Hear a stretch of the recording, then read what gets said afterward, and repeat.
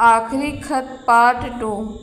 अपनी प्रताड़ना के चिन्ह अपनी देह पर दिखाती, तुम निर्निमेष देखती, आंसुओं की झड़ी लगा देती, फिर आहिस्ते से मेरी पीठ पर हाथ रख कर कहती, धैर्य रख कुंतल, धीरे धीरे सब ठीक हो जाएगा। मैं तुम्हारी आँखों में झांकती, धैर्य की सीमा तलाशती। एक बेचारगी के अलावा कभी कुछ भी तो नहीं मिला। हर बार जैसे आती वैसे ही खाली चली जाती। किसी की आँखों में अपने लिए स्नेह के कण भी ना पाती।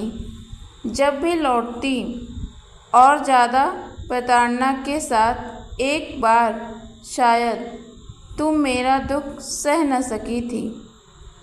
तुमने बाबूजी से कहा था। बाबूजी भड़क उठे थे। कुंतल से कहो एडजस्ट करना सीखें। माँ बाप का फ़र्ज बेटी की शादी कर ससुराल पहुँचाना होता है। वह हम पूरा कर चुके। भला बुरा सब बेटी के भाग्य से मिलता है। हम क्या कर सकते हैं?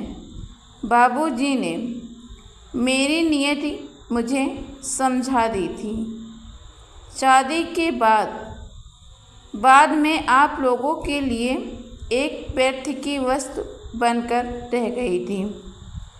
ना तो भाई की भुजाओं में इतना दम रहा और ना माँ के ममता भरे आंचल की छाँ रही।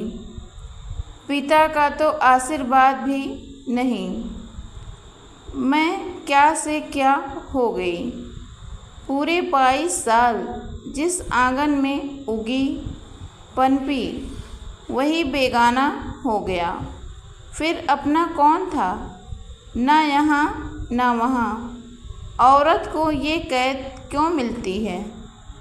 शायद तुम्हारे मौन का कारण तुम्हारी अपनी कैद ही रही हो। पुरुष प्रधान समाज में औरत पा ही क्या सकती है? मेरे धैर्य की सीमा टूट चुकी है। औरत की ज़िंदगी में ठीक कुछ नहीं होता, ठीक होगा भी नहीं। काश तुमने जरा सा सहारा दिया होता तो शायद मैं इतना बड़ा निर्णय न लेती। मैं कहीं भी अपने पैरों पर खड़ी हो जाती।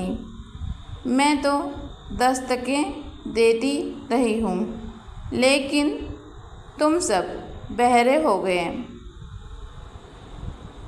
हो गए हो। इस पत्र की समाप्ति के 5 मिनट बाद मैं भी नहीं रहूँगी, लेकिन अंतिम निवेदन है कि मेरी लाश की कीमत मत वसूल करना।